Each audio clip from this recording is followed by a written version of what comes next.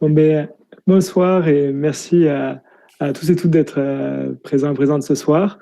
Donc, je suis Romain Barbe, le fondateur ou cofondateur de Mieux Donner et actuellement directeur de Mieux Donner.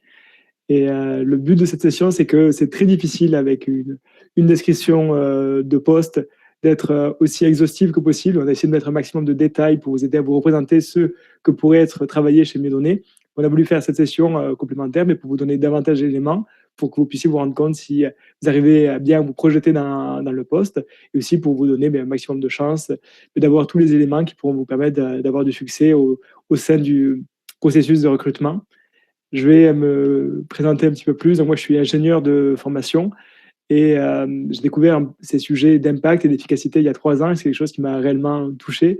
J'ai voulu appliquer les principes. D'abord, la première étape, ça a été avec mes propres dons. Donc, j'ai décidé de prendre l'engagement des 10% et donner au moins 10% de mes revenus à des assos hautement efficaces. Ensuite, j'ai été volontaire pour différentes organisations, organiser des événements. Moi, je me suis occupé de la traduction d'un livre sur les sujets de carrière à fort impact. Et après, j'ai eu la chance de cofonder Mieux Donner. Donc ça, c'était en 2024. Et je suis actuellement du coup, le directeur de Mieux Donner. Je m'occupe notamment de tout ce qui est encore pour le moment des opérations, du contact, des relations avec les différentes personnes qui nous soutiennent. Je peux être aussi la voix ou le visage de Mieux Donner. Et je m'occupe encore de quelques sujets techniques au sein du site web ou de la plateforme de dons. Et si tu veux bien, Bamblin, je veux bien que tu te présentes. Oui. Du coup, bonjour à toutes et à tous. Donc, moi, je m'appelle Ombline. Je suis la directrice de la communication chez Mieux Donner. Moi, avant d'être chez Mieux Donner, j'étais complètement... je ne connaissais pas le principe de la générosité efficace. J'ai toujours été dans le secteur de la communication. J'ai travaillé pour des grands groupes tels que Total. J'ai travaillé en agence de com et puis dans l'associatif. J'ai découvert le principe de la générosité efficace en rejoignant Mieux Donner.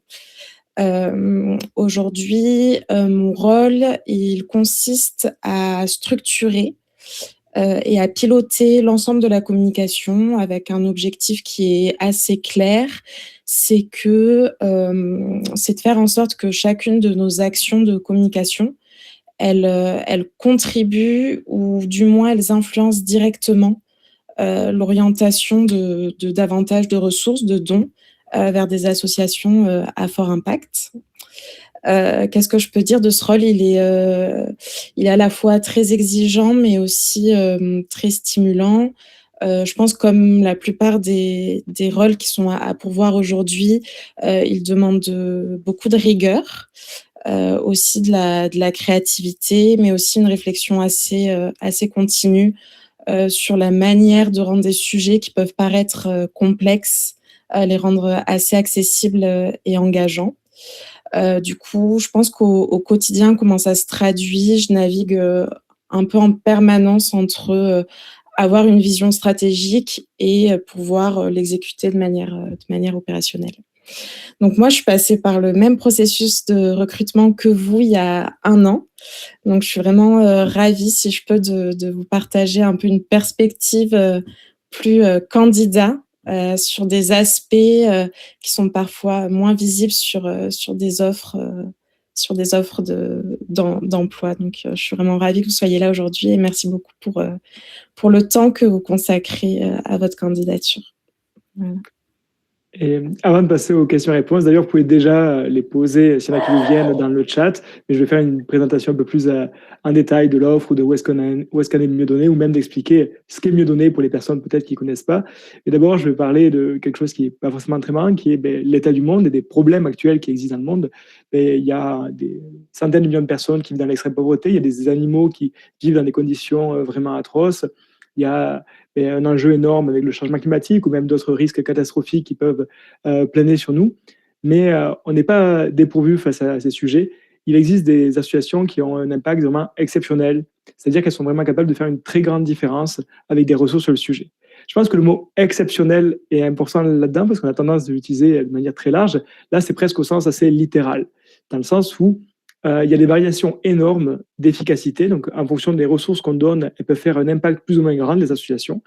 Et il y a une partie d'entre elles qui ont un impact qui est réellement exceptionnel. C'est-à-dire qu'il est en dehors de la norme.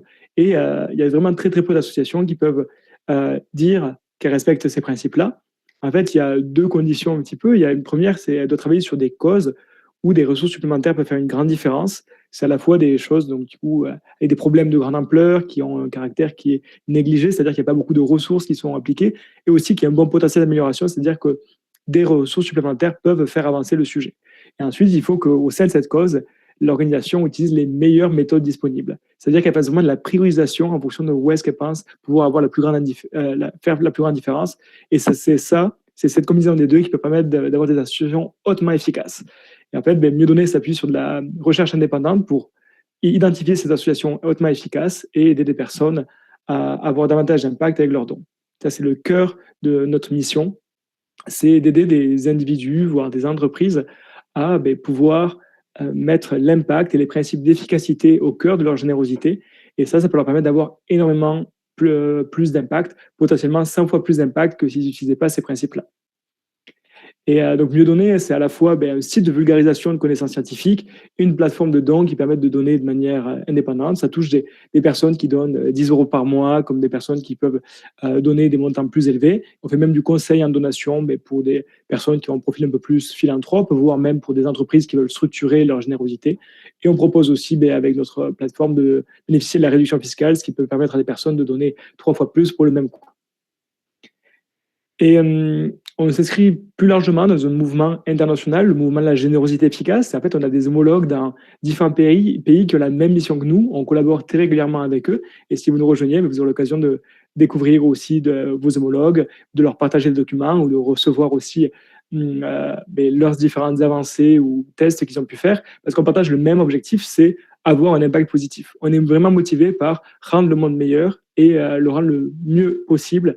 Et pour ça, on utilise des ressources, on partage. Notre objectif, c'est bien l'impact le plus haut possible. Et on est aussi fait partie de cette communauté des personnes qui promeuvent l'engagement des 10%. Donc, c'est donner au moins 10% de ses revenus à des associations hautement efficaces. Il y a plus de 10 000 personnes à l'échelle mondiale qui ont pris cette décision. Et il y a des personnes qui, via le site de Mieux Donner, qui peuvent s'engager à prendre un engagement de test ou un engagement des 10%. Maintenant, creusons un petit peu plus sur la structure de Mieux Donner. Donc déjà, comment on est né? On est passé par un programme d'incubation très compétitif qui s'appelle Charity Entrepreneurship, qui est géré par Ambitious Impact, qui a pour but de lancer des organisations hautement efficaces. Et quand, à l'issue de cette incubation, donc Jennifer et moi avons fondé Mieux Donner. Et donc ça, c'était en juillet 2024. On est une association, loi 1901, ce qui est le plus classique. Et actuellement, dans l'équipe, il y a 2 personnes en CDI qui sont Ambline, en tant que directrice de la communication, et moi-même. Pour expliquer vraiment le fonctionnement de Mieux Donner, il y a 2 choses très différentes entre les dons qui vont vers les associations à fort impact. C'est ça dont on parle quasiment tout le temps. Quand on parle de donner, on parle de donner aux associations à fort impact. On ne prend pas un centime sur l'argent qui est destiné pour les associations à fort impact. Et de notre côté, des fois, il y a des personnes, des organisations qui veulent soutenir Mieux Donner l'organisation en soi pour payer les dépenses de Mieux Donner, typiquement les salaires des personnes dans l'équipe. Et ces personnes font ça parce qu'elles ont envie de pouvoir qu'on fasse une mission de manière indépendante et gratuite et qu'on fasse en sorte de promouvoir la générosité efficace. Et on est le seul acteur à faire ça en France et c'est pour ça qu'ils veulent nous soutenir pour qu'on puisse faire cette mission. Et en 2025, on a orienté 13 fois plus d'argent vers les associations les plus efficaces qu'on en a dépensé. Et je précise d'ailleurs qu'on a des financements en cours, ce qui nous permet de recruter et d'assurer la pérennité de notre organisation. Et c'est pour ça qu'on peut se concentrer sur promouvoir les assos les plus efficaces qui, elles, ont besoin d'argent supplémentaire pour avoir davantage d'impact. Donc, en 18 mois, on a récolté plus de 2 millions d'euros pour les associations les plus efficaces.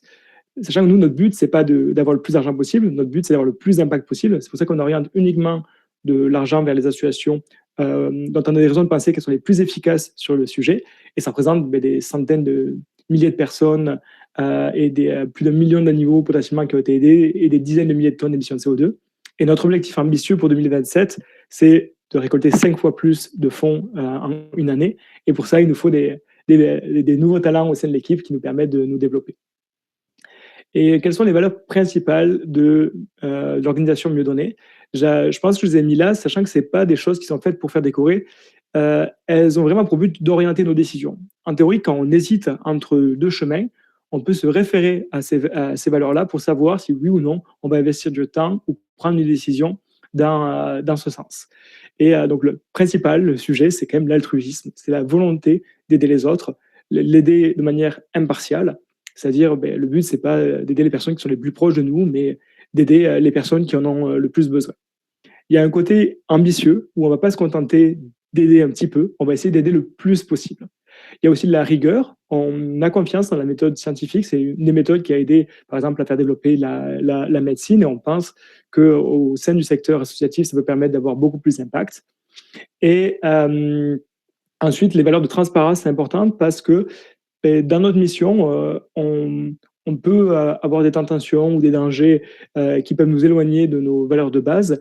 Et le fait d'être extrêmement transparent, ça nous protège contre ces dérives-là. Et ensuite, la collaboration.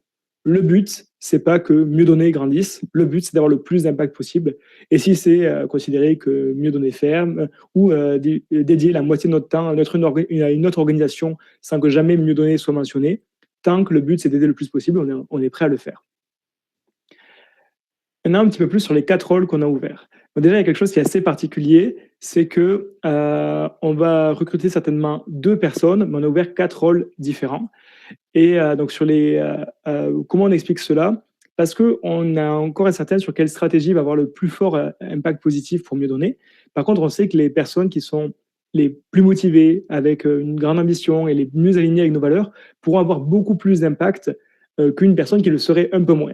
C'est pour ça qu'on va privilégier les personnes par rapport au poste et qu'on a ouvert 4 postes différents.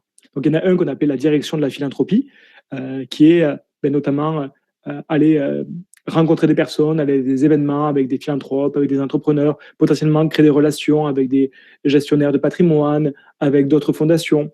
Et donc ça, c'est un des rôles qui a été identifié. Un autre qu'on a appelé communication et partenariat, c'est notamment créer des relations avec des relais d'influence ou des youtubeuses qui pourraient parler de ces idées-là. Il y a le poste de growth hacker qui est faire du test, de l'analyse, améliorer l'expérience utilisateur, créer des nouveaux outils de communication. Et le dernier qui est la direction des opérations, qui est beaucoup plus process, structure, potentiellement en question légale, et aussi utilisation des outils de l'IA pour améliorer l'efficacité générale de notre organisation. Et notre priorité, comme je disais, c'est vraiment les talents. Donc, on cherche des personnes réellement ambitieuses et quelqu'un qui a un CV extrêmement impressionnant parce qu'il a fait une grande école, il est passé à un rôle avec un nom prestigieux, mais il a moins de chances d'être accepté chez nous que par rapport à d'autres entreprises, d'autres organisations il va candidater. Parce que nous, ce qu'on va vraiment juger, c'est les valeurs de la personne, sa capacité à réussir le processus de recrutement et on va très peu regarder le CV. Il y a aussi une grande personnalisation dans les rôles. En fonction de la personne qu'on recrute, elle aura des tâches très différentes. Elle aura peut-être potentiellement des noms de postes différents et peut-être même que son poste sera en fait une combinaison de 2, voire de 3 fiches de poste existantes. Quelques priorités pour 2026 pour vous donner une petite idée de quelques chantiers qu'on a. Il y a des sujets de recherche Google, donc faire apparaître sur Google. Et ça veut dire créer du contenu potentiellement. Il y a aussi la possibilité, comme j'en parlais tout à l'heure, de faire connaître la générosité efficace à travers des podcasts, à travers d'autres personnes qui parlent de ce sujet, ou potentiellement moi-même qui aille dans des podcasts. Il y a participer à des événements ou se faire inviter à des événements. Il y a aussi tout ce qui est améliorer l'expérience des utilisateurs qui vont pouvoir du coup plus facilement soutenir les actions les plus efficaces. Il y a aussi pérenniser les personnes qui actuellement nous soutiennent. Et ensuite, il y a aussi tous des projets de structuration avec potentiellement la création d'un fonds de dotation au cours de l'année 2026. Et ça, c'est que quelques idées de projets indépendants quasiment de la personne qui va venir. Mais en fonction des personnes qui viennent, vous allez apporter des nouvelles compétences, vous aurez des avantages corporatifs et ça va créer des nouvelles possibilités pour 2026. Donc, il y aura des projets un peu spécifiques liés à vous qui seront au programme. Un petit point sur la philosophie salariale parce que c'est assez particulier. Donc nous, il y a vraiment un équilibre entre l'équité et la responsabilité envers à la fois les membres de l'équipe et envers les bénéficiaires. Donc, on a envie de pouvoir avoir des personnes talentueuses qui nous rejoignent. Par contre, on sait que les fonds qu'on utilise pour les salaires, c'est des fonds qu'on n'utilise pas pour d'autres missions. Et on sait aussi qu'il y aura des personnes certainement brillantes ou plein de talents qui vont nous rejoindre, que ces personnes pourraient avoir peut-être des salaires encore plus élevés dans le privé, mais qui pourraient être motivées par l'idée d'avoir un impact très fort. Et donc, c'est pour ça on a une fourchette de salaire qui est très élevée, voire elle est encore plus élevée pour la direction de la philanthropie, parce qu'on sait qu'il y a des personnes avec des backgrounds très différents qui peuvent vouloir candidater. Le processus de recrutement, il y a 4 étapes différentes. La première peut prendre 30 minutes en répondant à 3 questions par email, en mettant le lien vers votre LinkedIn ou le dernier CV que vous avez déjà mis à jour. Ensuite, il y a des exercices pratiques, il y aura 1h30, puis une session de travail du coup, avec moi-même sur un sujet, et enfin un entretien final. Donc ça prend quand même quelques heures le process, sachant qu'il y a une partie des personnes qui s'arrêtent pendant le process et qui ne font pas du coup toutes les étapes. D'ailleurs, pour vous montrer ce à quoi ça ressemblait l'an dernier, il y avait 70 candidatures. Là, je pense qu'on va avoir un peu plus de candidatures parce qu'il y a 2 rôles, il y a des rôles plus variés, on a aussi des salaires qui sont potentiellement plus élevés. Mais par contre, ce qu'on voit, c'est qu'il y a quasiment la moitié des candidatures qui n'ont pas passé la première étape et du coup qui sont arrêtées juste après le premier email. Et ensuite, il y en a très peu qui ont passé la deuxième étape. Et à la fin, ça, c'était Omblin qui a eu une proposition parce qu'elle avait passé avec succès tout le processus de recrutement. Et donc ça, c'est ce à quoi ça pourrait ressembler. Mais vraiment, je veux vous inviter à ne pas trop douter et à juste candidater. Si vous avez des doutes, si vous êtes la bonne personne, si vous avez les bonnes compétences, mais le process est fait pour déterminer ça.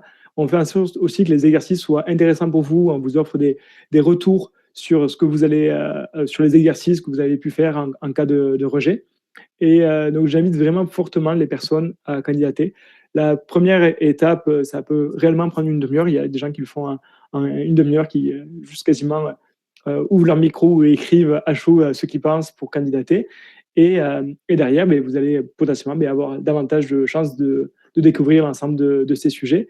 Et peut-être qu'on pourra même discuter au final de comment on s'arrange un peu plus tard sur le process. Donc voilà, l'objectif, ça reste le même, c'est que la générosité efficace devienne une norme.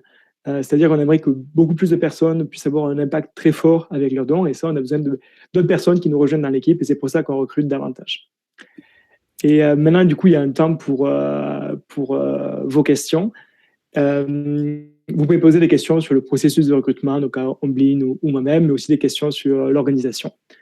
Et oui, vas-y, Omblin. Ouais, il y a déjà eu des questions, pas mal de questions dans le fil de discussion.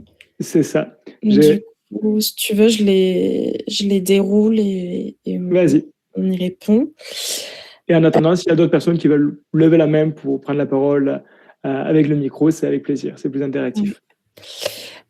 Du coup, il y a Thomas qui nous a demandé si les étapes du processus de recrutement étaient rémunérées, sachant qu'il y en a pour plusieurs heures de travail. Alors, ça, c'est quelque chose qu'on a totalement considéré, mais qui est vraiment pas très facile à faire en France. C'est-à-dire qu'il y a tout le monde n'a pas un statut d'entrepreneur et on peut pas juste. C'est difficile de créer des CDD pour ce type de sujet. Donc non, les étapes du recrutement sont pas rémunérées, mais c'est pour ça qu'on essaie de faire en sorte on a réduit un peu la durée des étapes pour pas que ça prenne 10 heures de faire l'ensemble du processus. Et on espère aussi d'avoir des exercices les plus intéressants possibles pour que vous y trouviez au maximum votre compte, mais on est au courant qu'il y a quand même cette asymétrie entre le temps investi par les personnes et finalement les chances d'avoir un travail. Peut-être on va alterner entre questions écrites et questions à l'oral. Peut-être Anaïs, si tu veux bien poser ta question. Oui, bonjour à toutes et à tous. Moi, j'ai une question concernant les thématiques choisies par Mieux-Donner en termes de soutien.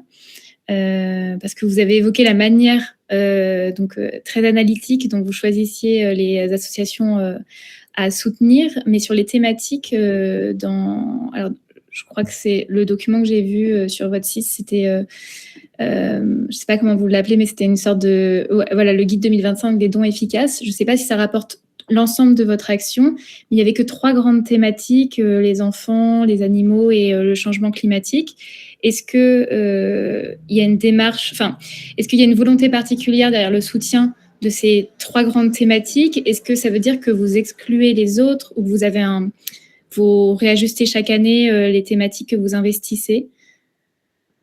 Merci de poser la question. Et en fait, on cherche à savoir qu'est-ce qui va avoir le plus d'impact, ce qui n'est pas toujours très clair, mais en fait, il y a beaucoup de questions qui peuvent se rassembler. Par exemple, sur les questions de améliorer la vie des humains maintenant, on peut demander aux personnes qu'est-ce qu'elles vont valoriser par rapport à différents sujets. Et on peut se rendre compte que en fait, on peut par exemple comparer plein de choses différentes avec l'impact que ça a sur le bien-être des personnes ou sur le nombre d'années de vie en bonne santé. En fait, il y a une cause qui paraît, là aujourd'hui, qui paraît très centrée sur aider empêcher des enfants de mourir. Parce que quand on compare sur des gens qui valorisent des choses différentes ou qu'on pose directement la question aux bénéficiaires, c'est une des impacts les plus forts qu'on peut leur apporter avec des euros supplémentaires. Et donc, sur notre site, on a le processus de sélection qui est un peu plus détaillé et qui précise du coup comment on essaie de se poser des questions sur quels sont les sujets où on peut faire la plus grande différence, où il n'y a pas beaucoup de ressources et où des ressources supplémentaires peuvent le plus aider. C'est comme ça que les sujets de aider des animaux maintenant, le changement climatique, aider des humains maintenant, qui se fait actuellement majoritairement sur les questions de santé, mais on regarde aussi les questions de lutte contre la dépression ou d'autres outils comme ça. Donc voilà, c'est comme ça qu'on a identifié les grandes causes, ou même la cause, lutter contre les risques catastrophiques. Et là, c'est un peu dur d'essayer de comparer les causes entre eux, mais en tout cas, des personnes impartiales, avec un esprit scientifique, pourraient considérer que c'est parmi les causes les plus importantes sur lesquelles on peut faire la différence. C'est comme ça qu'on a sélectionné ces sujets. Donc, ce sur quoi il est possible d'avoir le plus d'impact aujourd'hui en dirigeant des dons ciblés, c'est ça? C'est ça. Ok, merci. On va prendre une question dans la discussion. Comment on se positionne par rapport à des labels type don en confiance? Pour préciser ce que c'est que le label don en confiance, c'est un label qui a été créé il y a plus de 20 ans maintenant pour s'assurer de la bonne gestion et de la bonne gouvernance des associations. Et donc, on se pose la question si est-ce qu'un euro est bien utilisé? Sachant que l'idée de bien utiliser derrière, c'est que l'argent n'est pas détourné et qu'elle est bien utilisée pour la mission sociale de l'organisation. Et en fait, ces principes de bonne gouvernance, c'est un minimum nécessaire avant de pouvoir s'assurer que son argent aille bien vers la mission sociale. Par contre, ça ne dit absolument rien de si ça a un impact positif. Ça ne dit pas si l'argent améliore concrètement la vie des personnes. Ça ne dit pas si cet argent n'aurait pas pu avoir 1000 fois plus d'impact ailleurs. Et donc, le label don en confiance, c'est un peu une première étape qui permet de savoir que l'argent a été bien utilisé, dans le sens bien utilisé qui n'a pas été détourné. Par contre, ça dit très peu si cela a un impact positif, faiblement positif ou extrêmement positif. Et donc, en fait, ce que font les évaluateurs internationaux, ou même ce qu'on fait nous-mêmes, les associations qui sont mises en avant sur Mieux Donner, elles ont à la fois les meilleurs principes de gestion et de gouvernance et de transparence possibles, et on s'assure que les euros permettent effectivement d'améliorer la vie des personnes.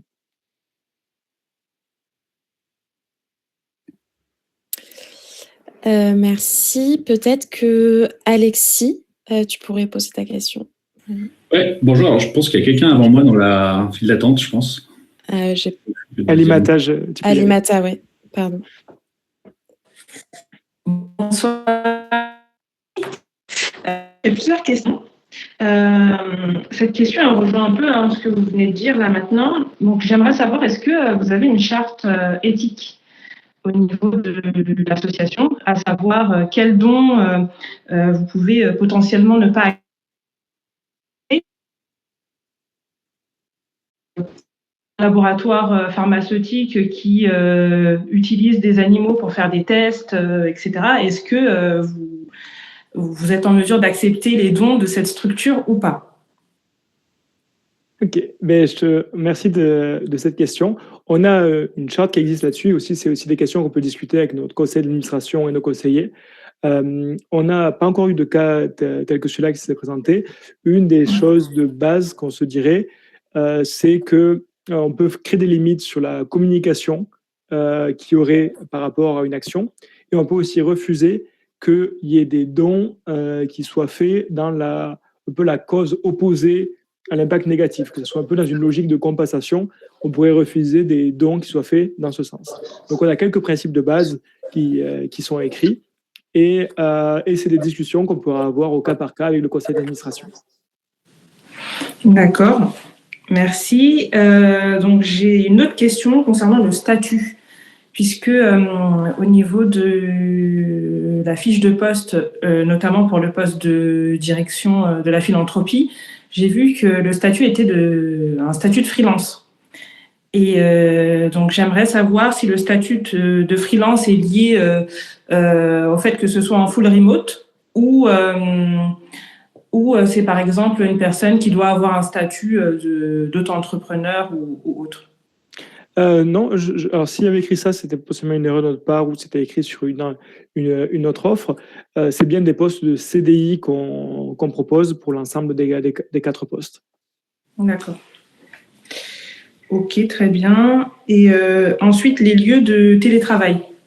Donc, j'ai vu qu'il y avait une flexibilité par rapport au lieu de télétravail. On devait être dans une zone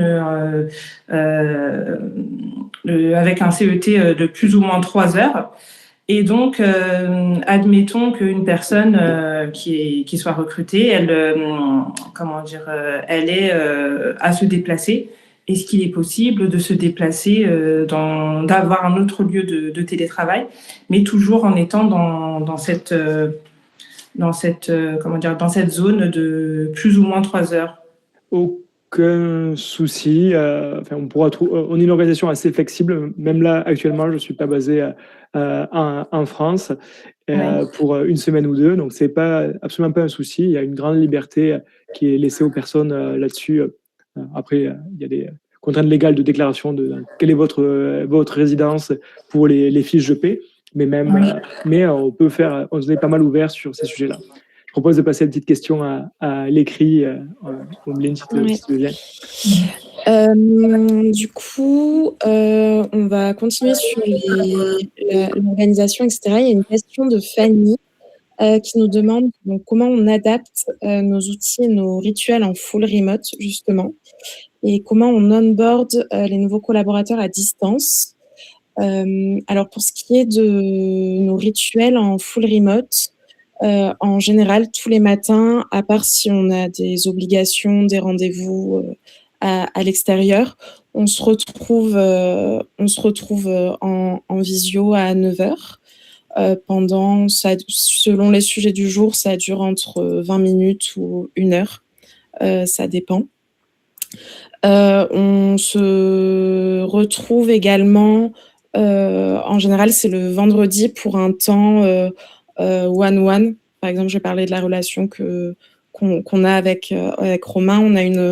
On a un rendez-vous le vendredi, un one-one pour faire un débrief de la semaine, ce qui s'est passé, ce qui s'est bien passé, ce qui s'est moins bien passé, si on a des sujets à discuter, etc. Donc ça, c'est concernant nos rituels. Et ensuite, on s'appelle régulièrement dans la journée, on tient nos agendas à jour pour être sûr que l'autre sait à peu près si on est joignable, injoignable, si on est dans le train ou si on est chez nous, etc. Comment on onboard les nouveaux collaborateurs à distance? Alors, généralement, on se rencontre quand même. Moi, par exemple, quand je suis arrivée chez Mieux Donner, j'ai passé 3-4 jours à Paris très rapidement pour rencontrer Romain et Jennifer. Et ensuite, ça se fait assez progressivement. On a un gros document d'onboarding avec des échanges fréquents et c'est une semaine, 1 à 2 semaines assez timées, sans forcément de période de je sais pas quoi faire et je suis un peu perdue. Ça, c'est très fluide. Voilà. C'est la question d'Anaïs. Merci. Oui, votre approche met beaucoup l'accent sur l'impact mesurable. Vous avez aussi expliqué l'importance des preuves solides. Et je trouve que c'est très convaincant dans certains domaines, comme par exemple la santé que vous avez mentionné. Mais je me demandais comment vous réfléchissiez au domaine où l'impact peut être très important, mais plus difficile à mesurer directement, comme par exemple la consolidation de la paix. Mais je pense que c'est une très bonne question. Et c'est que pour les questions de santé, on parle des fois d'impact mesurable, mais ce qui compte, c'est pas forcément ce qu'on est capable de mesurer précisément. Le but, c'est surtout de prioriser. C'est essayer de se dire où est-ce qu'on a des raisons de penser que des ressources supplémentaires peuvent le plus aider. Et ce qui fait que ça nous arrive de soutenir ou de conseiller des organisations avec des résultats d'impact beaucoup plus incertains. Par exemple, il y a des organisations qui travaillent sur des questions de plaidoyer, où là, il n'y a pas des essais randomisés contrôlés et des preuves scientifiques extrêmement solides de quel va être l'impact. Mais on peut quand même vouloir prioriser ces organisations parce que selon plein de critères différents et selon toute vraisemblance et les données disponibles, on pense que des ressources supplémentaires peuvent le plus aider. Sur les questions plus spécifiquement de paix, c'est aussi des choses qu'on suit, ou on va même regarder, par exemple, quelles ont l'air d'être les meilleures stratégies pour les questions de démocratie. Donc ça, c'est des sujets qu'on va essayer de regarder et voir s'il y a aussi des opportunités où on pense où il peut avoir un grand impact. Par contre, des fois, c'est aussi des sujets où il n'y a pas forcément beaucoup d'organisations qui utilisent encore aujourd'hui ces principes de priorisation, ce qui peut faire que ce n'est pas toujours très clair de savoir où est-ce que des euros peuvent vraiment faire une grande différence sur ces sujets-là. Et il y a aussi des causes qui reçoivent relativement beaucoup d'attention, ce qui fait que des euros supplémentaires ne peuvent pas toujours faire une plus grande différence. Et du coup, le critère de mesurabilité, sur les associations qu'on met en avant sur notre site, on essaie de faire les choses qui sont relativement sûres en termes d'impact, mais dans notre conseil en donation ou même dans un futur fonds qu'on va créer pour les questions de santé et pauvreté, il y aura potentiellement des choses avec l'impact qui ne sera pas forcément mesurable, mais dont on a des raisons de penser, avec plein de critères différents, que c'est parmi la meilleure utilisation de nos ressources pour avoir un impact positif. Merci beaucoup. Jade, tu peux poser ta question si tu veux. Oui, merci. Bonjour toutes et tous. Moi, j'avais une question. J'ai compris du coup qu'il y avait du conseil en donation et des objectifs d'avoir de plus en plus de dons. Mais est-ce que c'est prévu qu'il y ait une activité sur de l'accompagnement d'associations pour qu'elles soient justement plus efficientes demain? Que ce soit du coup des associations qui sont déjà référencées sur votre site Mieux Donner, ou bien de futures associations qui pourraient être intéressées d'être accompagnées pour figurer demain dans vos recommandations. Je te remercie de la question, et c'est quelque chose qu'on avait un peu plus mis dans notre plan à notre création, et on a notamment commencé à créer du contenu pour les associations, pour les aider à avoir davantage d'efficacité. Sauf que là, on a très peu de raisons de penser que ça permet de concrètement faire changer les choses.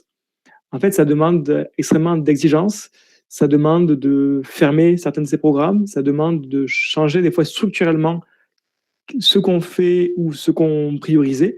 Et on a trouvé très peu d'associations qui étaient réellement intéressées pour drastiquement améliorer leur efficacité. Donc aujourd'hui, on est toujours ouvert à avoir des discussions avec des associations, à partager des ressources sur le sujet. Sauf qu'en général, les associations sont à la recherche de davantage d'argent et pas forcément d'aider beaucoup plus en utilisant les meilleurs moyens disponibles, si cela veut dire qu'elles doivent changer des choses majeures. Les associations disent « Ah, j'aimerais être plus efficace, mais sans rien changer de majeur par rapport à ce que je fais ». Et c'est là que ça a créé des difficultés, parce qu'en faisant des limites sur ce qu'elles sont prêtes à faire ou ce qu'elles sont prêtes à changer, ça peut être la différence, vu qu'il y a des tellement grandes différences d'efficacité entre les associations. Si entre une association moyennement efficace au sein d'une même cause et une des plus efficaces, donc au sein de la même cause, il y a très souvent x100 en écart. Ce qui veut dire que s'il y a une association qui n'a pas priorisé de base au cœur de ces principes le fait d'aider le plus possible, et qu'elle cherche à être plus efficace, même si elle est 50% plus efficace, elle sera peut-être toujours des dizaines de fois moins efficace que où est-ce qu'on peut faire la plus grande différence.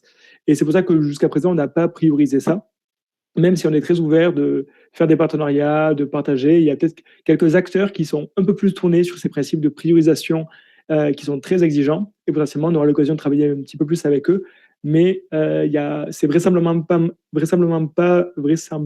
un projet qui sera prioritaire en 2026, à moins qu'on ait des nouvelles raisons de penser qu'effectivement ça marche et qu'il y a des associations qui, au lieu de qui vont vraiment chercher à avoir 100 fois plus d'impact, c'est quelque chose qu'on serait ouvert de faire, mais pour le moment, on n'a pas de raison de penser que c'est une manière très efficace d'utiliser nos propres ressources.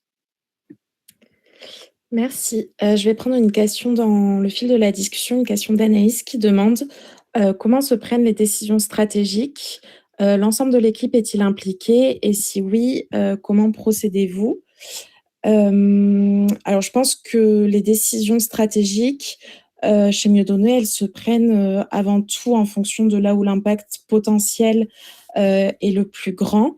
Notre principal critère d'arbitrage, c'est pas seulement ce qui va être fait le plus rapidement possible, mais ça va être plus qu'est-ce qui peut réellement faire, comment dirais-je, faire le plus avancer la mission, finalement. On va se poser la question de où est-ce que notre temps, notre énergie et nos ressources auront le plus d'effet. Et je pense que c'est ce qui nous permet d'éviter de se disperser et de garder une forme un peu de discipline stratégique. Romain, je ne sais pas si tu veux compléter ce point-là. Non, je pense que c'est ça. Il n'y a vraiment pas l'idée de « Ah oui, ben, tu es le directeur de ça » ou « Toi, tu es la responsable de ce sujet, donc ça veut dire que c'est toi qui décides sur ce sujet ». Il y a une discussion qui est avec la plus grande humilité possible, de se dire ben, est-ce qu'on a des raisons de penser que c'est la meilleure utilisation de notre temps? Qu'est-ce qu'on peut faire à la place? Et si par exemple on a des désaccords, enfin, par exemple si et quelqu'un rejoint l'équipe et dit ah ben je pense que ce projet pourrait avoir un très fort impact, on va discuter de pourquoi, de quels seraient les éléments qui pourraient nous faire changer d'avis, potentiellement décider quelle mini version de ce projet on peut faire pour avoir davantage d'éléments pour savoir si on va continuer à le prioriser ou le déprioriser. Donc les questions stratégiques, ça se fait au vu des éléments qu'on a et des meilleurs. Potentiellement, on peut aussi discuter avec des conseillers ou d'autres personnes si on a des doutes, mais globalement, c'est de la discussion pour essayer d'avoir avec les éléments disponibles où est-ce qu'on peut le plus aider. Merci. Tout à fait. Bénédicte, si tu veux bien. Merci, bonsoir. Bonsoir. Je pense que ma question, elle regroupe un peu avec celle d'avant, mais c'était une question concernant la gouvernance. J'ai vu sur votre site internet qu'il y a un conseil d'administration. À un moment, je crois que j'ai vu qu'il y en avait plusieurs. Il y a des experts. Est-ce que c'est ces experts qui font partie du conseil et est-ce qu'ils font partie de l'organisation hebdomadaire ou autre, ou avec quelle régularité ils participent à des réunions? Est-ce qu'ils font partie du processus? Enfin, voilà, donc un peu pareil sur le processus décisionnaire et la gouvernance au sens plus large. Donc, le conseil d'administration est composé de 3 personnes qui font les grandes lignes de l'association. Ils ont tous les mois, ils ont accès à l'ensemble, on leur envoie l'ensemble des informations et on valide avec eux toutes les grandes décisions stratégiques ou de recrutement. On a une grande marge de manœuvre sur comment appliquer ces grandes orientations stratégiques. Et à côté, il y a plein d'autres mentors, spécialistes qui peuvent nous accompagner ou nous porter conseil sur des sujets assez variés. Et en fait, on essaie de s'entourer. On a quasiment une quarantaine de personnes qui suivent en détail les actions de Mieux Donner, qui vérifient qu'on a des objectifs raisonnables et qu'on avance bien sur ces objectifs. Et donc voilà, la gouvernance, c'est majoritairement pour le moment de la grande décision stratégique. Et derrière, c'est à l'équipe, les employés, de la mettre en œuvre avec les meilleurs outils à notre disposition. Et là, on travaille actuellement à la recomposition de notre conseil d'administration qui va changer d'ici 2-3 mois. D'accord. Ok. Merci. Je vais prendre une question de la discussion de Chloé qui nous demande « Faisant partie d'un réseau international de générosité efficace, envisagez-vous d'adapter en France des stratégies de communication qui ont déjà fait leurs preuves ailleurs ou privilégiez-vous une approche plus spécifique construite pour le contexte français ?» Alors c'est vrai que faisant partie des effectifs Giving, qui sont pour certaines beaucoup plus anciennes que ce que nous sommes. Donc on a quand même une bonne base de données de choses qui fonctionnent et d'autres qui ne fonctionnent pas. Donc on réplique ce que l'on sait qui marche énormément. Et ensuite, on fait beaucoup de tests, on apprend et on ne réplique pas à l'identique. Effectivement, on est amené à adapter pour le secteur français. Donc, je dirais qu'il y a un peu des deux. Et après, une nouvelle fois, c'est la question derrière de qu'est-ce qui nous laisse penser qu'il va avoir le plus d'impact? Est-ce qu'on a des raisons de penser que ce qui a marché en Espagne va marcher différemment en France?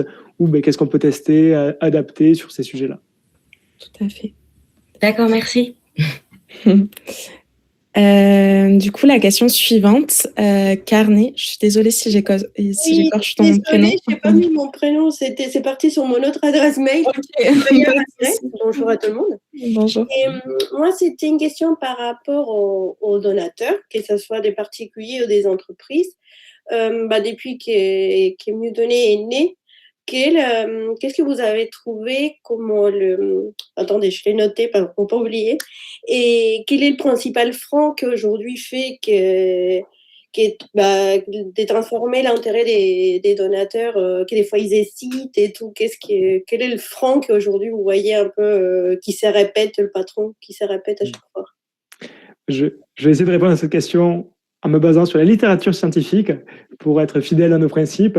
Et en fait, du coup, le frein principal à la générosité efficace, quand il a été étudié, c'est simplement le manque de connaissances.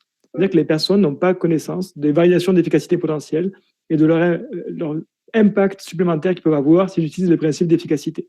Ça, c'est ce qui a été identifié comme le frein principal.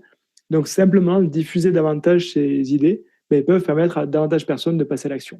Après, il y a d'autres types de freins qui peuvent être, des fois, ça peut être des questions de presque des valeurs. Par exemple, il y a des personnes qui vont dire que ce qui compte, c'est d'abord bien plus leurs voisins plutôt que des personnes qui sont dans leur région, dans leur pays ou dans les pays voisins.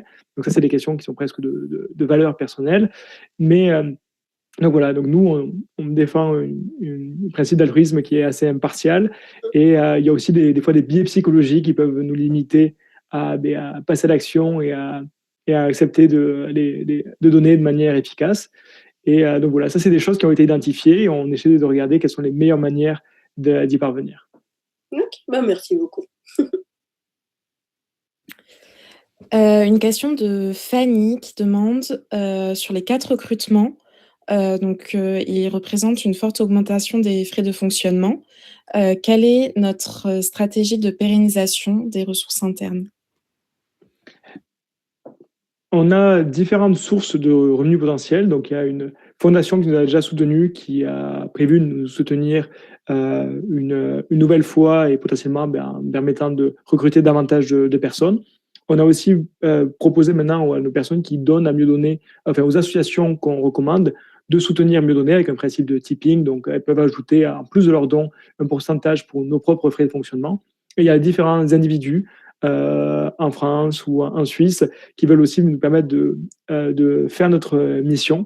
Donc ça, c'est ça, la principale manière de nous financer.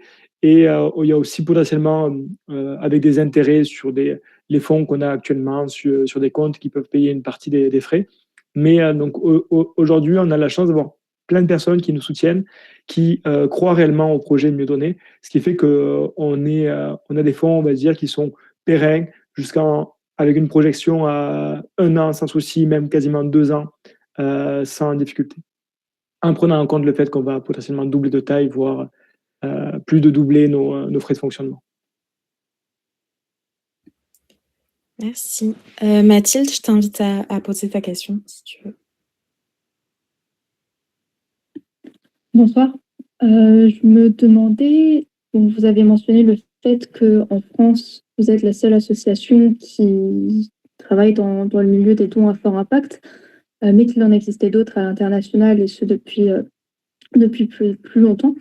Je me demandais dans quelle mesure, s'il y en a, il y a des collaborations justement avec l'international, du moins des échanges qui sont faits entre différentes associations, entre différents acteurs dans le milieu, potentiellement s'entraider, justement se donner des idées par rapport à différents contextes, différentes situations et partager des ressources finalement d'un point de vue cognitif.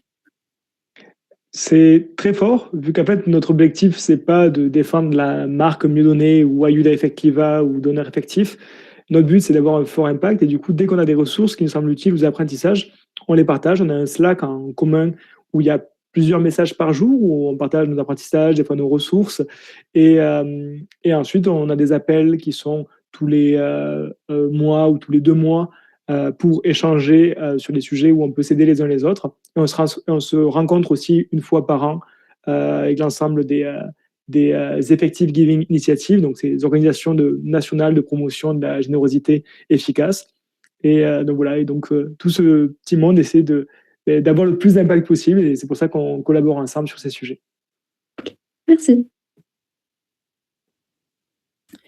Merci. Je vais prendre une question de Mike dans la discussion qui nous demande, pour accompagner cette hypercroissance, attendez-vous de cette direction de la philanthropie qu'elle agisse d'abord comme un chasseur pur, donc orienté 100% terrain et levée de fonds, ou d'abord comme un architecte pour consolider le CRM, les process et les outils internes avant de scaler? Est-ce que tu veux y répondre, Blaine? Allez. Alors, est-ce qu'on attend de sa direction qu'elle agisse d'abord comme un chasseur pur ou qu'elle fasse l'architecte? Alors, je pense qu'on attend de la direction de la philanthropie qu'elle fasse les deux. Pour moi, je pense pour nous, on a autant besoin d'un chasseur pur qu'un architecte. Voilà. Une réponse très simple. En fait, il y a aussi l'idée que si l'objectif c'est 2027, 5 millions d'euros dans l'année, en fonction des personnalités ou des avantages comparatifs des personnes, peut-être qu'on va travailler sur des choses qui seront un peu différentes ou que peut-être que du coup, en fonction de la personne qu'on va recruter, peut-être que du coup, je m'occuperai davantage de bâtir de la structure et une personne devra davantage aller sur le terrain, ou peut-être que ça sera l'inverse en fonction de la personne qui recrute. Et Amblin sera aussi toujours là pour accompagner sur l'image cohérente de l'ensemble et aider davantage de personnes à être embarquées par le projet mieux donné. Anne, si tu veux poser ta question. Bonjour. Bonjour. Alors, j'ai 3 questions. Mais elles s'emboîtent. C'est concernant le profil des donateurs. Je voulais savoir si vous avez déjà, vous connaissez le profil des plus gros donateurs, on va dire les donateurs les plus efficaces, quoi. Est-ce que c'est des particuliers, des entreprises, l'âge, voilà. Est-ce qu'on sait déjà ça, quelque part la cible qu'il faudrait travailler la plus pour engendrer le plus d'argent? Ça, c'est ma première question. Donc, tu peux poser tes 3. Je vais faire ça. Donc, finalement, quelle est la cible prioritaire en matière de donateurs pour engendrer le maximum de fonds? Et l'autre question, c'est parce que j'ai vu par rapport aux différents axes là où vous vouliez travailler, SEO, etc. C'est clair que vous avez, mieux donné un intérêt à être très bien connu auprès des donateurs avec le plus de potentiel, en fait. Et ma question, c'est est-ce que vous avez déjà identifié des actions de com qui fonctionnent particulièrement bien pour toucher la cible de donateurs que vous voulez? Est-ce qu'il y a un truc qui a déjà très bien marché? Est-ce que c'est un événement? Est-ce que c'est... Alors, j'ai vu que vous n'aviez pas trop de... J'ai regardé, j'ai pas trop eu de presse. Je vous ai pas trop vu, j'ai pas trop eu de retombées presse ou choses comme ça. Est-ce qu'il y a des choses en com que vous avez déjà un peu identifiées comme étant des leviers efficaces? Ça, c'est la deuxième question. La troisième, c'est juste pour confirmer, le poste, par exemple, en communication ou autre, c'est des postes qui sont donc 100% remote. Et pour moi, remote, ça veut dire seul. Donc, voilà. Et la quatrième, et tu as peut-être un peu répondu, Romain, déjà. Donc, je comprends qu'Omblin, tu restes sur la com, mais que en fait vous étoffez l'équipe, notamment sur la dimension com. Donc, par exemple, si je rejoignais l'équipe, je travaillerais avec, très très étroitement avec toi, Omblin. Ouais, je vais peut-être répondre sur ces deux dernières questions. Alors oui, on travaillera étroitement ensemble sur les sujets com, mais je pense que c'est vrai et c'est vrai, mais il y a une petite subtilité, c'est que, par exemple, moi, je suis sur le papier la seule sur les sujets com aujourd'hui, mais je travaille sur des sujets de com toute la journée avec Romain. C'est-à-dire que c'est très transversal. Romain est hyper impliqué dans la communication. C'est rare que je me saisisse d'un sujet et que je le fasse seule. de A à Z, sans en parler à Romain, sans brainstormer avec Romain, sans que chacun ait eu sa patte et son mot dans l'histoire. Je pense que c'est aussi un principe de rigueur qu'on s'applique. C'est que même si moi j'ai l'impression d'avoir fait quelque chose de parfait dans ma vision, dans mon prisme, etc., d'avoir eu le feedback de Romain ou d'avoir travaillé avec Romain, ça m'apportera toujours quelque chose. J'avais la même appréhension que toi en arrivant sur ce poste, en me disant ok, en full remote, travailler dans la com, ça va être compliqué, la créativité, ça se stimule. Et en plus de ça, les idées, elles viennent pas toutes seules. Ça se génère beaucoup avec de la discussion, etc. Et pour avoir un discours un peu rassurant par rapport à ça, c'est que moi, je vois pas mes journées passer. Je fais je pense, des plus grosses journées que j'en faisais quand j'étais salariée et sur site, en respectant mon rythme. Et il n'y a pas d'horaire imposé. Il n'y a rien par rapport à ça, mais je veux dire, je suis en contact permanent avec Romain et donc on n'est pas tout seul et il n'y a pas non plus de hiérarchie dans le sens où on va peut-être, s'il y a un poste est pourvu dans la communication, effectivement, j'aurai peut-être des relations un peu plus étroites avec cette personne-là. Pour autant, on reste une équipe et on a l'habitude de fonctionner tous ensemble. Voilà. Notamment avec les appels du matin, on va dire « Ah, j'ai cette idée-là, je bloque à ce niveau-là, j'ai commencé à travailler ça, qu'est-ce que vous en pensez ?» Donc, on essaie d'échanger au maximum ensemble parce que ça a pas mal de valeur d'apporter d'autres points de vue au sujet. Et je vais essayer de faire rapidement du coup tes autres questions. Les profils des gros donateurs, on les a décrits dans notre rapport d'impact 2025. On a pris 6 personnes différentes, donc des médecins, de quelqu'un qui vient d'avoir une avance sur héritage. Donc voilà, on a précisé, sachant que nous, on vise vraiment des publics très très larges. Donc, et en fait, les personnes qui ont des fois des petites capacités de dons, mais s'additionnent et peuvent faire des gros dons qui peuvent avoir un grand impact. Et aussi, des fois, ces personnes-là connaissent d'autres personnes qui ont davantage de moyens ou leur situation financière peut changer ou elles peuvent motiver leurs parents à donner. Donc, vraiment, on a une approche qui est très large et on n'a pas encore énormément de choses qui est ciblées pour les personnes à revenus particulièrement élevés. Et on va passer à la prochaine question. Il y avait une dernière question sur une action de com la plus efficace ou que vous avez un peu senti comme un truc qui pourrait être très, très efficace et que vous n'avez pas encore mené. Ce qu'on a senti comme très efficace, alors on ne fonctionne pas vraiment à l'intuition. On s'appuie toujours sur des indicateurs de performance et des choses qu'on sait qui ont marché, qu'on peut reproduire et qui auront un fort impact. Pour le moment, le potentiel d'impact qu'on voit le plus grand, c'est sur les podcasts, je pense. Les RP, on a essayé, c'est difficile. On en a eu quelques-unes. On en a eu quelques-unes qui sont dans nos rapports d'activité, mais on n'arrive pas à avoir la performance VS le temps investi, c'est assez déséquilibré. Donc voilà, pour répondre à ta question. Merci. Avec plaisir. Mathilde, si tu veux bien poser ta question. Oui, bonjour et merci beaucoup pour l'échange. Moi, du coup, ça relie un petit peu ce dont vous parliez au niveau de la collaboration et du coup, au niveau de l'équipe. Est-ce qu'il y a aussi, est-ce que c'est prévu dans l'équipe de pouvoir recruter, par exemple, des stagiaires, des alternants, avoir peut-être des prestataires aussi externes? Je ne sais pas si vous êtes entouré comme ça, ou même une manière de, par exemple, avoir un expert juste pour une mission, avoir son avis sur quelque chose et puis, voilà. Comment est-ce que vous structurez ça au niveau des missions et du budget? Oui. Je pense qu'on est complètement ouvert sur le fait de faire appel à des prestataires. On n'est pas, je pense qu'on n'est pas radin dans le fait de, on se dit pas mince, il faut qu'on dépense un budget pour une action si on sait qu'elle va avoir beaucoup d'impact. on va le faire sans problème.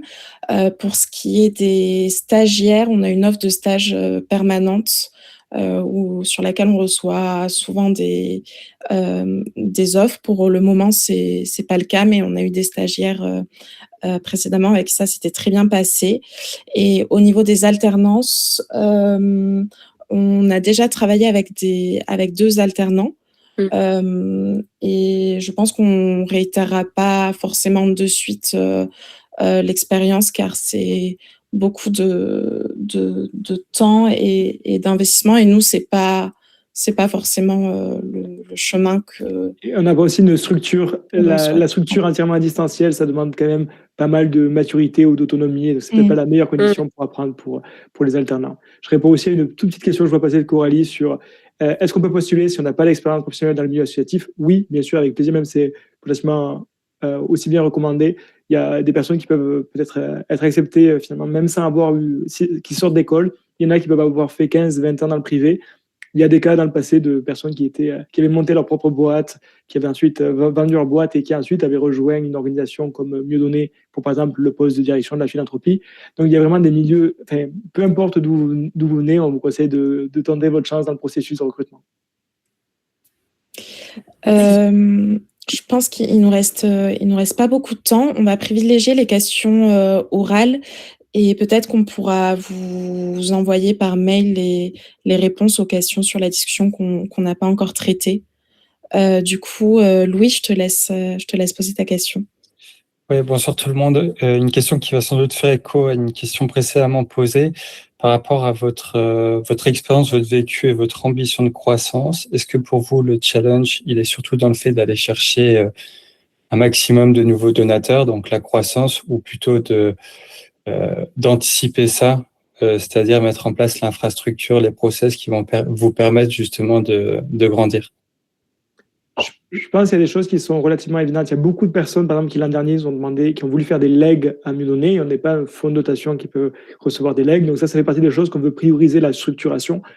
Mais par contre, on est quand même on essaie d'être très agile et donc de prioriser, d'avoir des feedbacks les plus courts possibles. Donc on a tendance à faire un maximum pour avoir des retours sur ce qu'on fait, plutôt que d'avoir un plan à très long terme où on va construire quelque chose de très solide.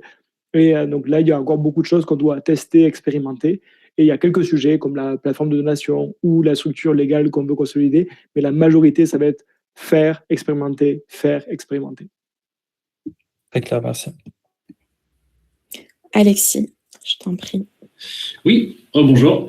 Je me posais une question par rapport à votre approche qui est extrêmement claire dans son côté cartésien et approche fort impact. Je pense qu'on en est à la 772e occurrence ce soir. J'imagine que c'est un truc qui vous accompagne tout le temps. Vous dites aussi que vous êtes un peu la première sur le secteur, enfin le marché français. J'ai du mal à sentir, c'est un positionnement qui dérange ou pas, cette approche? Vous me dites que vous faites pas vous mettez pas tout le monde d'accord avec cette approche-là? Oui.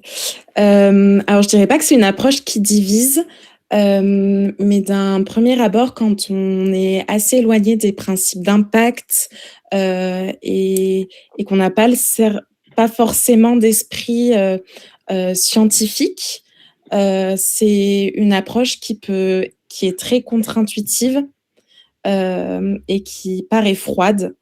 Alors je parle d'un prisme très communication, c'est assez challengeant de du coup vulgariser ces principes un peu scientifiques, mais aussi de trouver le bon équilibre entre nous, on veut pas mettre trop d'émotionnel dans le discours, c'est-à-dire on ne veut pas dire pour 1 euro sauver 3 enfants enfin c'est pas quelque chose, c'est pas notre ADN quoi.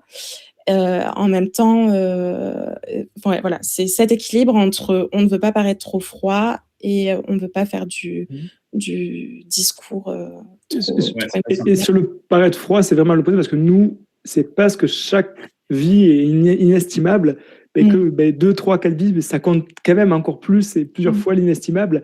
Et vu que chaque unicité de ces personnes compte, on essaie d'en aider le plus possible. C'est ça ce qui nous motive derrière. Et donc, les gens sont globalement tous d'accord avec l'idée que aider plus, c'est mieux qu'aider moins. Ça, c'est quelque chose qui est globalement accepté. Même quasiment toutes les personnes sont d'accord qui disent qu'il faudrait qu'il y ait une part des dons qui soit orientée sur les principes d'efficacité. Et après, par contre, il arrive qu'il y ait quelques personnes, vraiment, c'est extrêmement minoritaire, qui pensent que absolument rien ne doit faire sur les principes d'efficacité.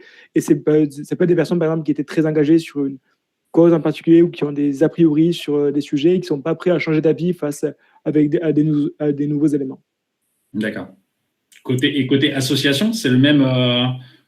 J'imagine le fait de classifier quand même les associations et les missions qui sont évaluées.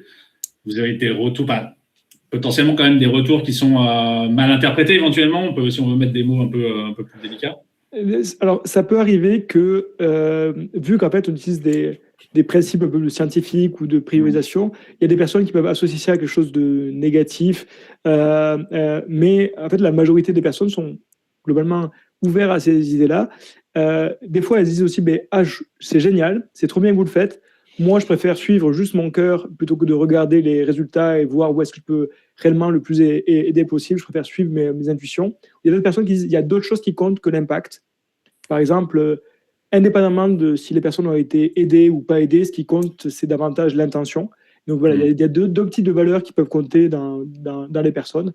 Et sachant qu'il y a tout un public qui est encore très ouvert et qui aimerait juste découvrir ces principes d'efficacité, c'est pour ça qu'on essaie d'augmenter notre surface de contact pour qu'il y ait plus de personnes qui aient la chance de découvrir ça. Ça marche. Merci. Fanny, si tu veux bien. Merci. Bonsoir à tous. J'ai vu que l'utilisation de l'IA faisait partie des sujets sur le poste de direction des opérations. Et du coup, je voulais savoir aujourd'hui comment vous l'utilisiez, quels outils, et est-ce qu'il y a des choses justement que vous envisagez d'automatiser ou de faire passer. Eh bien, aujourd'hui, l'équipe a un abonnement chez Claude, Anthropic, et donc on l'utilise pour différentes choses, notamment par exemple pour la création de plugins, par exemple le comparateur de revenus, c'est des choses sur lesquelles on utilise l'intelligence artificielle. Donc on a en tête si ça a une valeur grande de développer des projets là-dessus, on le fait. Donc les prochains sujets, ça peut être même pour justement faciliter le processus une fois qu'on a écrit un article pour qu'il soit mis en place sur le site web le plus rapidement possible. Ça peut être aussi nous aider à faire du suivi de personnes qu'on contacte. Et il y a aussi pas mal de projets nouveaux à créer. Donc, c'est des projets comme créer des nouveaux outils ou des nouvelles pages qui peuvent être utiles pour les personnes. Par exemple, créer un nouveau comparateur entre différentes associations, faire un outil pour qu'en fonction de nos valeurs, on puisse choisir quelle association on veut soutenir. Ça peut être de types d'outils qu'on peut avoir envie de créer. Ça marche, merci. Tu m'as dit ton prénom tout à l'heure, mais je m'en souviens plus. Oui, c'est par rapport au processus de recrutement pour l'étape 3 et 4, dans l'exercice à réaliser, ça pourrait être un peu sur quel type de sujet? Ça va être un lien avec des exercices réels que vous pourriez avoir et qui peuvent du coup être représentés dans la liste des tâches qu'il y a dans les différentes fiches de poste. Je ne vais pas aller plus dans les détails, notamment parce que c'est différent pour les 4 postes différents. En communication, par exemple. Eh bien, ça va être lié du coup à... il y a différentes choses sur créer des relations, les réseaux d'influence. Il y a différentes choses sur créer du contenu éditorial. Donc, ça va être lié à un de ces exercices. Ok, parfait. Merci. Je ferai aussi une petite question sur est-ce qu'on a changé notre discours, adapté notre discours assez analytique au public francophone, et est-ce que la philanthropie française est prête à ces idées-là?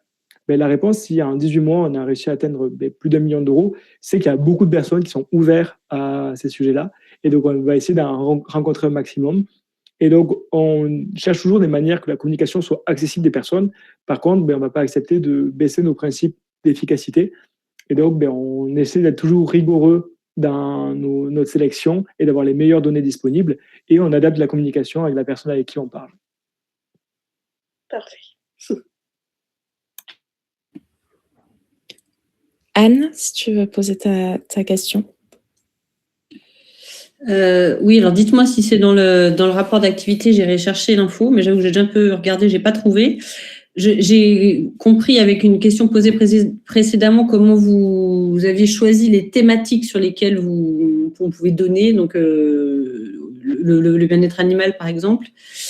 Ma question c'est, par exemple, parmi toutes les associations qui travaillent sur ce sujet du bien-être animal, vous n'allez pas toutes les évaluer pour savoir lesquelles vous allez recommander. Donc, comment vous limitez quand même le vivier que vous allez faire évaluer? En effet, il y a des millions d'associations en France. Si on veut les évaluer une à une, Voilà. le temps qu'on aura la réponse, ça sera plus adapté. Par contre, en fait, on essaie d'avoir différents systèmes de détection pour repérer lesquels on est potentiellement le plus efficace. On se base aussi sur les évaluateurs internationaux qui regardent déjà des centaines, voire des milliers d'associations chaque année. Et donc, il y a différentes manières. Il y a des personnes qui leur reportent des associations qui peuvent être efficaces. Il y a des associations qui elles-mêmes mettent en place des principes de priorisation et sont très transparentes sur le résultat, ce qui leur permet de dire ben celle-là, d'après ce qu'elle dit, elle a l'air d'être efficace. Et en fait, c'est très rare des associations qui mettent officiellement en place des principes de priorisation, qui essaient d'avoir des nombres d'heures de souffrance évitées le plus élevé possible. C'est déjà très rare, il y en a très très peu qui font ça. Et ensuite, des fois, ça va aussi dans l'autre sens. Par exemple, les évaluateurs vont dire tiens, il y a beaucoup de souffrances à l'échelle mondiale qui sont en fait causées par des fractures des os au sein des poulets. Est-ce qu'il y a des associations qui travaillent sur ce sujet précisément? Et donc, elle va regarder si, dans l'autre sens, il y a des associations qui travaillent sur ce sujet-là.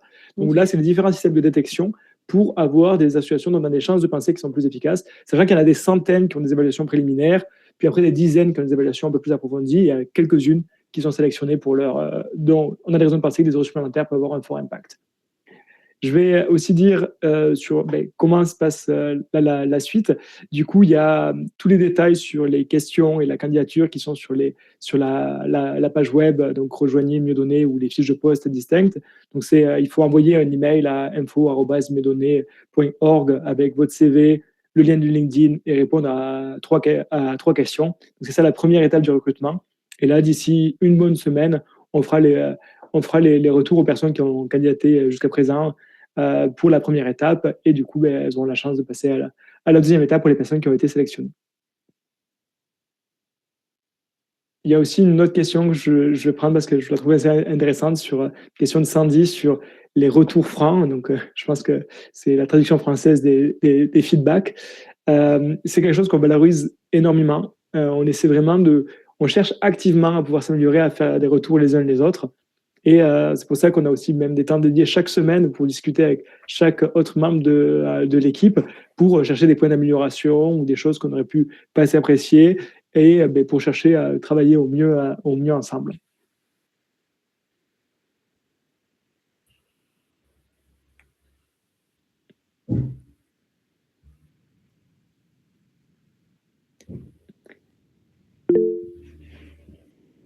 Céline.